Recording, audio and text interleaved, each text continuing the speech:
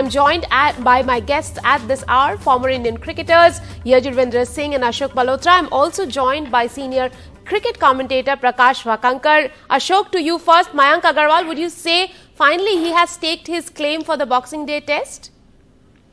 Definitely so. And I was amazed that he was not being considered. If you look at his average, look at the number of runs he has scored. I know his last 10 innings, if you look at it, before this 100, Rika has got 2 double hundreds. How many players who have scored 2 double hundreds in the last 10 innings are considered to be axed or considered to be dropped? You know, I'm amazed because that guy has been a wonderful performer. He has never got it easy. Even when he got in, he was the third choice and he grabbed his opportunity with both hands. And he's averaging 48. For God's sake, he's averaging 48 over 16 test matches, 1,200 runs, and we go gaga over Shubman Gill.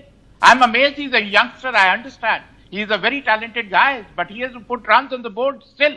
And, you know, the first thing is, and the big guys, be it Ajinkya Rahane, be it Cheteshwar Pujara, and even Virat Kohli, they're averaging from 19 to 24 over a period of last 2 years. How can you neglect Mayank Agarwal? I'm amazed at the thinking of the selectors and the team management.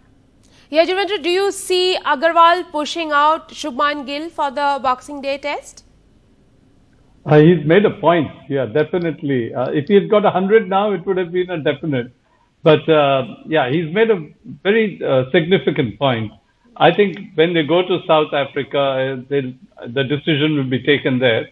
But he staked his claim quite forcefully.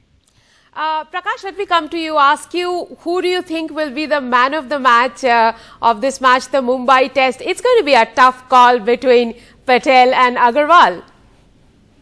Well, obviously, and I think, look, once in 140 years is what Ajaz Patel has achieved. I don't think he needs the stamp of being man of the match. He has gone into the history books forever, into folklore. And who knows what the man of the match selection will be. But I think Ajaz Patel deserves it as much. But for the performance on the winning side, you do tend to get that typical aspect coming into play. And to that end, it may well be Mayank. Who knows what the Indian bowlers will do in the second innings? Are we going to see somebody run through the Kiwis again and pick up a whole bag full of wickets? They'll be competing for the wickets there. Absolutely. Now let's talk a little bit about Cheteshwar Pujara. For 42 innings, now he has gone without 100. Ashok, he seems to be getting out in this fashion again and again. In England, we saw him get out to Jack Leach in the way he got out this morning.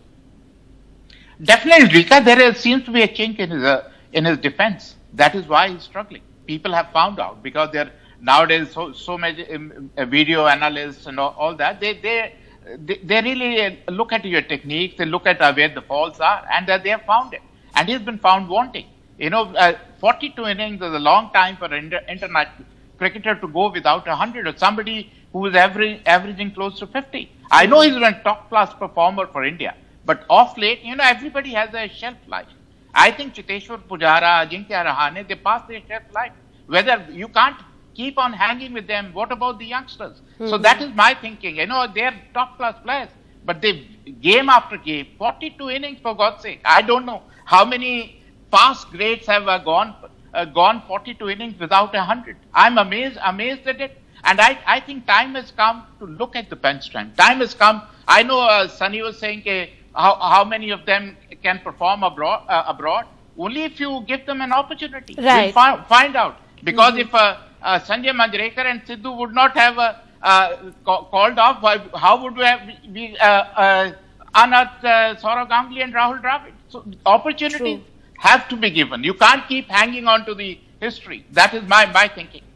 Now, let's talk a little bit about Cheteshwar Pujara this morning. Yajurvendra, in the morning he began very well. He looked like he was in a good space. But that over of Tim Southee seems to have rattled him. Would you say the lack of hook or pull shots in his repertoire was what shook him up really?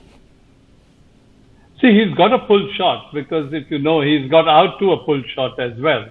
So that's why he was very conscious of that fact of playing the short ball. And I think also for his position in the Indian team, he's also trying to prove himself to be there. Definitely the sort of a leg side attack has rattled him, of course, because he's very much an onside player, and they've just blocked all his scoring shots. Yeah, could have been, but the way he got out, he didn't get out to Saudi. He got out to a good turning ball, you know. So I mean, it was. I think he played it a little tentatively, being on 47. I think he was trying to be too careful, but he was looking good. So maybe Ashok has a point that youngsters have to be given a chance. I quite agree with that, but I mean, he's not been a complete failure in this 42 innings, 42 matches, innings that he's not scored. There have been lots of good scores from him as well, at times when we've required. So it's a call which will have to be taken by the management or the selectors at that stage. But I cannot sit here and say that, oh, Pujara shouldn't be there in the side. Right, I hear what you're saying. Prakash, you know, when we talk about Pujara, he got to 47, he missed his half century just by 3 runs. Do you think when you are at 47 and you haven't got a big one in a while, that plays at the back of your mind and one gets cautious, and it is the caution that got him today more than anything else? Look, I'm actually the least equipped on this panel to answer that question. You've got 2 former Test cricketers who've played this game at a much higher level. But I just feel, from somebody who's watched Cheteshwar Pujara for years, as have many others, that, you know, these are situations where individuals deal with them differently. Somebody else, I mean, good old Virendra Sehwag would probably have said, why wait till 47? I get to 44, tonka 6 and get to my 50 or 100. It's a different mindset with which people play. And Cheteshwar obviously is doing what has worked for him. I hear loud and clear what Ashok is saying, and you know, Sunny's comment is not wrong. This is a dilemma of life. Corporations, teams, cricket, sport, everywhere. How long do you stay with quote unquote time and tested, and at what stage do you blood young talent? Right. Either way, you could be making mistakes, and that is why good organizations tend to make a blend of it. And I think that's what the Indian team management will look to do. They will want to blend so that you never go through a phase where suddenly everybody's gone and you're starting afresh, like the Sri Lankans are unfortunately being made to do. Right. So I think a good blend is what they look for. I don't think anyone's ever passed a shelf life, because I think people come back very strongly when they need to. But yes, I think Ajinkya and Cheteshwar have a lot to prove, notwithstanding their great records. Ashok, I have very little time on the show. I'll have to ask you one last question. The contest of the afternoon, Kyle Jamieson versus Virat Kohli. Sorry, I didn't get it. Come The again, contest of the afternoon, would you say it will be Kyle Jamieson versus Virat Kohli? Yeah, I think so. Jamieson has been very effective, but I think the wicket is in favor of Virat Kohli because it's not helping the seamers. So, but one small thing I can say, you know, last 2 years our middle order has failed. The top order has failed. It's a later order which has bailed us out game after game. So there is a lot of thinking to do by the management and the selectors. Interesting thoughts there. We'll come back to you at the end of day's play. Thank you very much for joining us on the broadcast at this hour.